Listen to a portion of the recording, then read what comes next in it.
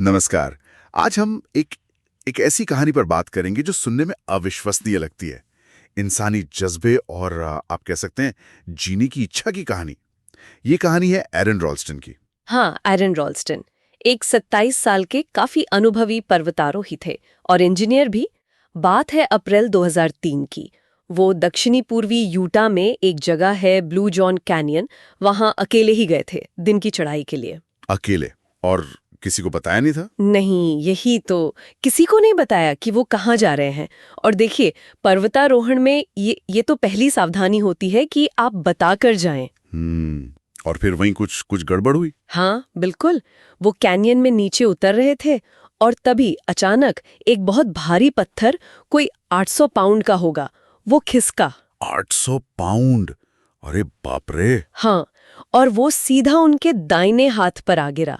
हाथ दीवार और पत्थर के बीच बुरी तरह फंस गया, कुचल गया एक तरह से। ओह, मतलब हिलने की भी जगह नहीं, पूरी तरह से ट्रैप्ड। बिल्कुल, एकदम फंस गए, अकेले सुनसान घाटी में, और किसी को खबर तक नहीं। सोचिए क्या हालत हुई होगी। कल्पना करना भी मुश्किल है। तो फिर क्या किया उन्होंने? कुछ तो कोशिश की होगी निकलने की। हाँ हाँ बिल्कुल। पहले तो जो भी पर्वतारोही करते हैं, रस्सी थी उनके पास, उससे पुली जैसा कुछ बनाने की कोशिश की।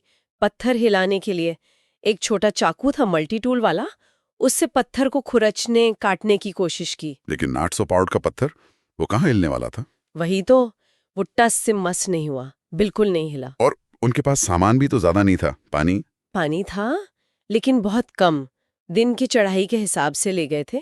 उसे बचाने की बहुत कोशिश की, धीरे धीरे पिया, लेकिन जब वो खत्म हो गया तो फिर उन्हें जिंदा रहने के लिए अपना पेशाब पीना पड़ा। ओह, ये तो भयानक है।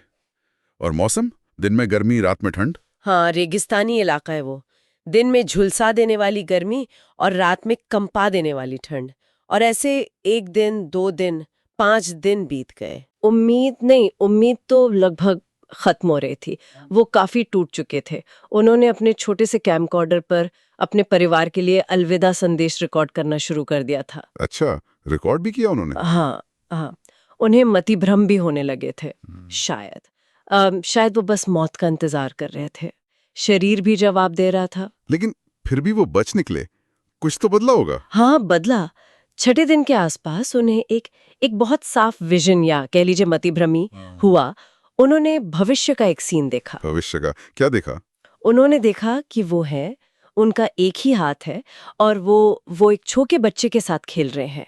ये नज़ारा इतना इतना असली लगा उन्हें कि इसने उनके अंदर जीने की इच्छा को फिर से जगा दिया, जैसे कोई स्विच ऑन हो गया हो। वाह, मतलब उस विजन ने उन्हें एक नई हिम्मत दी। बिल्कुल। मनोवैज्ञानिक भी कहते हैं कि ऐसी ऐसी एक्सट्रीम स्थितियों में दिमाग कभी-कभी सर्वाइवल के लिए ऐसे रास्ते दिखाता है। उस विजन ने उन्हें वो करने पर मजबूर कर दिया जिसके बारे में शायद पहले सोचा भी ना हो। वो भयानक फैसला, अपना हाथ काटने का। हाँ, उन्होंने तय कर लिया कि अगर जिंदा रहना है, उस विजन को सच करना है, तो इस फंसे हुए हाथ से छुटकारा पाना ही होगा। और उनके पास था क्या? वो छोटा सा मल्टी टूल, जिसका चाकू भी शायद तेज नहीं रहा होगा। बिल्कुल नहीं, धार तो लगभग खत्म हो चुकी थी। उसी से उन्होंने पहले त्वचा काटी, फिर मांसपेशियां, नसें, धीरे धीरे। ये सोचकर ही। और हड्डी का क्या? वो तो चाकू से नहीं कटी होगी। नहीं, बिल्कुल नहीं। जब हड्डी तक पहुंचे तो चाकू बेकार हो गया।